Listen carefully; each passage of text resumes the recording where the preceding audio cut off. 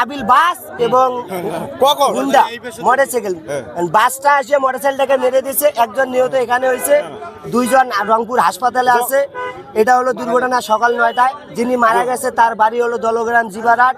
আমরা এখানে রাস্তা অবরোধ করে বিচার চাচ্ছি এবং আমাদের আদিতমণি উপজেলা ইউনো সাহেব আসে আমাদেরকে আশ্বাস দিয়েছে এখন থেকে শুরু করে 1 ঘন্টার ভিতরতে আমাদের দাবি কার্যক্রম শুরু করবে, স্পিড ব্রেকার দেবে।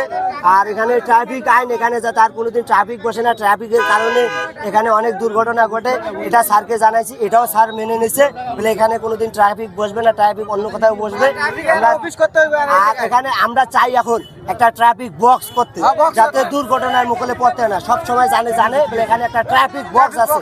এখন থেকে প্রায় 1.5 ঘন্টা আগে ঢাকা থেকে নাবিলা পরিবহনের একটি বাস স্বর্ণবতী ব্রিজ পার হয়েই এই নামার সময়, সে সময় একটা মোটর বাইক অ্যাক্সিডেন্ট করে ঘটনাস্থলে একজন মারা গেছে, আর একজন চিকিৎসাধীন আছে উপজেলা স্বাস্থ্য কমপ্লেক্সে। আমরা বাসটিকে আটক করতে সক্ষম হয়েছি। এখন পর্যন্ত পরিবারের মানে মৃত ব্যক্তির লাশ পূর্ণাঙ্গ শনাক্ত হয়নি, আর এবারে কোনো অভিযোগ পাইনি। অভিযোগ পাইলে আমরা আইনগত ব্যবস্থা নেব।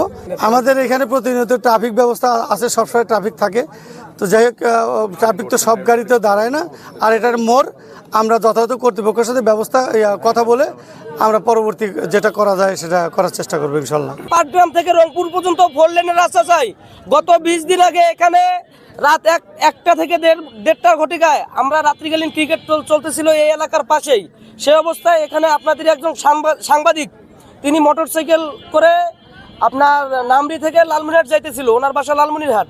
সে অবস্থায় ওনার উপর দিয়ে ট্রাক আক্রমণ করে এবং ওনার পা দুটা, আমরা যতটুকু জানি যে ওনার পায়ের উপর দিয়ে আঘাত করছে এবং পা দুটা নাই। তো এই লেনে 2-3-4 দিন পর পরেই একটা না একটা অ্যাক্সিডেন্ট চলতেছে। তো আমাদের ঊর্ধ্বতন কর্মকর্তাদের কাছে আকুল আবেদন এবং এলাকাবাসীর দাবি, আমাদের এই রোডটাকে 4 লেন করা হোক। আজকে গত রাত্রে উনি মনির মহাবীরে গেছিল ওয়াজ শোনার জন্য। আমি সকাল 5:30 দেখা করলাম যে ভাই ঘুমতে করতেছে না কেন, উনি ফজর নামাজ পড়ে ঘুমাইছে, উনি যাবে লালমনিতে ওনার মেয়ে পরীক্ষা দেওয়ার, চাকরি পরীক্ষা দেওয়ার জন্য। তাই বললাম ভাই পরীক্ষা করাতে 10টায়। তাই বললাম ভাই আপনি দেরি করতেছেন কেন, 15টা বাজে। তো উনি বললো সময় আছে। আমার ভাই পরীক্ষার দিন ধীরে ধীরে দিতে হয়, দেখে শুনে যান। এ কথা বলো তো ভাই আমি ওনার বাসা থেকে চলে গেলাম, তখন প্রায় 8টা বাজে। আর এই তো ঘন্টা 1.5 পরেই শুনলাম উনি অ্যাক্সিডেন্ট করছে। উনি খুব ভালো লোক ছিল। ওই এলাকার মতো ওনারা 3টা ভাই, মানুষের গরুর দুধের মতো ময়লা থাকতে পারে, এই ওরা 3 ভাইয়ের গায়ে কোনো ময়লা নেই, তারা এত ভালো মানুষ।